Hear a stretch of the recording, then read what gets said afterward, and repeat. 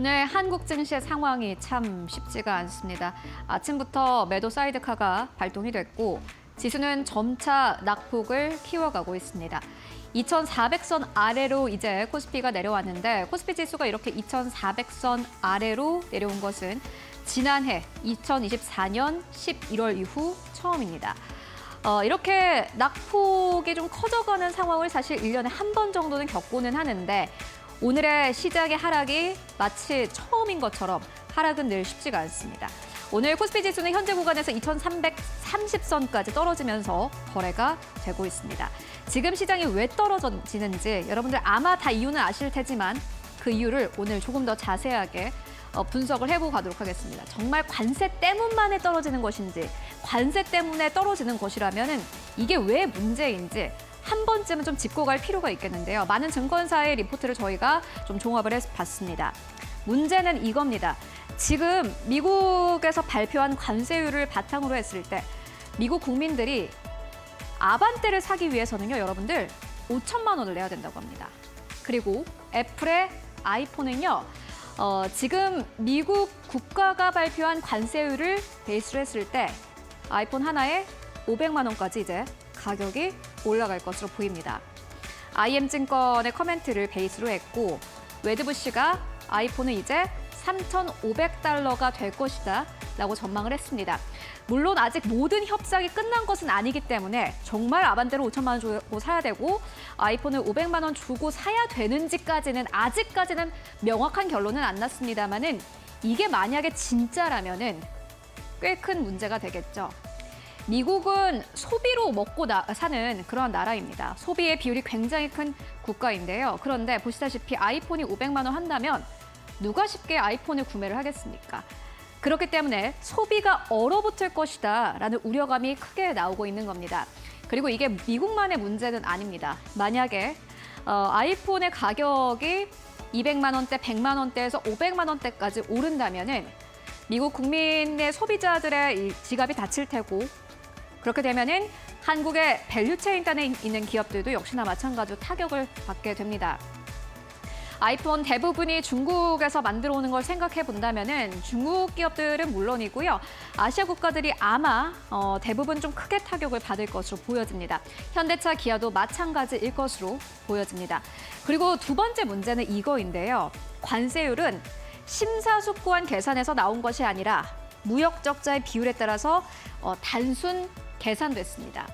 그렇기 때문에 지금 이 상황을 타파하기 위해서는 단순 계산된 이 적자 비율을 미국을 위해서 메워야 하는데 다른 국가들이 그거를 할 수 있겠습니까? 전혀 아니죠. 이에 따라서 IM증권에서는 이렇게 이야기를 합니다. 트럼프 정권은 이미 실패하기 시작한 것으로 보이고 레임덕은 빠르게 닥칠 것이다 라면서 이미 트럼프 정부가 지금 내놓고 있는 이러한 정책들이 전혀 설득력이 없다. 그렇기 때문에 시장이 무너지는 것이다 라고 이야기를 합니다. 그 이유를 조금 더 자세하게 증권사별로 좀 정리를 해봤습니다. 먼저 IM증권인데요. 미국의 패권에는 분명히 악영향이 있을 것으로 보입니다.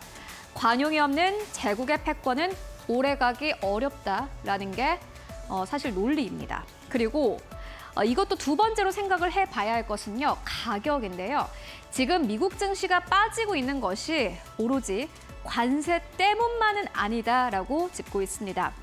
나스닥 지수가 너무 비쌌습니다. 버블이 아주 가득 껴 있었고 미국에 대한 쏠림이 과도했기 때문입니다. 그리고 이렇게 지금 시장이 무너졌지만은 상승의 추세로 다시 가기 위해서는 트럼프의 양보가 아니라 트럼프의 몰락에서 시작될 것이다라고 설명을 했는데요. 이 트럼프의 몰락이라는 것은 결국에는 경제 데이터가 무너지기 시작하면은 거봐, 트럼프가 틀렸지. 이제부터는 트럼프가 그래도 경기를 살리려고 노력할 거야 라는 컨센서스가 형성이 되기 시작을 할 거고 그때가 매수의 기회다. 그렇기 때문에 경제 데이터가 훼손되고 무너지기 전까지는 보수적인 대응을 하는 게 맞겠다라고 IM증권에서는 이야기를 하고 있습니다. 유진투자증권도 비슷한 이야기를 하고 있는데요. 물론 관세가 문제이긴 합니다만은 결국에 중요한 것은 주가입니다. 높은 가격은 모든 사람들이 무서워하는 그러한 요인이기도 합니다. 2023년 10월 이후로 미국 증시가 10% 이상 조정을 보인 적이 없었다고 합니다.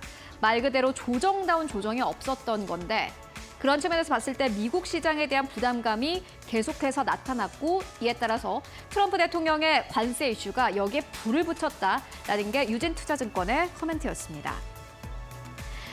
그런데 미국의 대안은 있냐라고 물어봤을 때 사실 미국 증시를 또 대체할 만한 대안이 없는 것도 지금 시장의 문제입니다. 그렇기 때문에 유럽 증시, 아시아 증시, 오늘 한국 증시까지 빠지는 건데요. 유진투자증권에서는 지금 시장에 올라가기 위해서는 오히려 미국 증시가 빠르게 더 무너지거나 혹은 유럽의 GDP 비중이 확대되는 것밖에 없다라고 이야기합니다. 그렇다면 한국은 우리가 지금 어떻게 봐야 될까요? 사실 지수가 이제 2,400선이 깨져서 지금 좋아요. 지금 저가 매수하는 게 좋겠습니다라는 이런 코멘트가 거의 의미가 없을 것 같습니다. 결국에는 하단이 어느 정도인지까지는 계속해서 보수적으로 관망을 해볼 필요가 있을 것 같은데 유진투자증권에서 오늘 아침에 코스피 하단이 2,420선으로 추정된다라고 이야기를 했지만 이미 깨졌죠. 그리고 KB증권에서는요, 코스피의 하단을 2,300선으로 내다봤는데 사실 많은 증권사 가운데서 가장 보수적으로 봤던 증권사이긴 합니다만 현재 2,330선입니다. 그렇다면 이번 주에 낙폭이 여기서 아마 진정이 될 것이다라는 게 KB증권의 코멘트로 추산을 해볼 수 있을 것 같은데요. 이는 계속해서 지켜봐야 할 가격 포인트가 될 것 같습니다. 다만 그래도 한국 시장의 좀 긍정적인 부분을 함께 찾아보자면요. 재정 확대라는 포인트가 있습니다. 지난 금요일에도 전해드렸는데 GDP 대비해서 재정 적자의 비율이 한국은 굉장히 낮습니다. 그렇기 때문에 지금은 재정 확대를 할 수 있는 구간이다라는 이야기 나오고 있고요. 정치적 불확실성의 정점을 지나도 소비와 부동산 양극화 그리고 내수 회복은 더디겠지만은 추경 기대는 크다라고 이야기가 나오고 있습니다. 보시다시피 중앙정부의 지출이 늘어나면요. 코스피 지수가 함께 올라가는 그러한 측면이 있습니다. 그렇기 때문에 앞으로 재정 확대가 되게 되면은 지수가 함께 반등을 할 것이다 라는 기대감 나오고 있고 오늘 가장 첫 번째 주자로는 정책주가 또 뛰고 있습니다. 아마 그 대표적인 예가 될 것 같습니다. 이어서 이번 주 시장에서 주목할 만한 포인트 좀 보고 가도록 하겠습니다. 이번 주에는 LG전자, 삼성전자 실적 발표가 있습니다. 물론 실적이 좋다고 해서 나쁘다고 해서 더 떨어지거나 주가가 상승하기는 힘들겠습니다만은 한국의 밸류에이션 그리고 지금 펀더멘털이 어느 정도인지를 확인할 수 있는 좋은 구간이 될 것으로 보여지고요. 그리고 무엇보다 삼성증권에서는요. 트럼프가 상대국이 우리에게 무엇인가 좋은 것을 주는지에 달렸다라는 커멘트에 주목할 필요가 있다라고 이야기를 하고 있습니다. 한국에서는 사실 조선업과 협력을 통해서 무역 적자를 해소할 가능성이 높기 때문에 지금 시장에서 하락하는 업종이 많긴 합니다만은 앞으로 주목할 업종도 분명히 있다라고 이야기하고 있습니다. 함께 참고해 보시면 좋을 것 같습니다.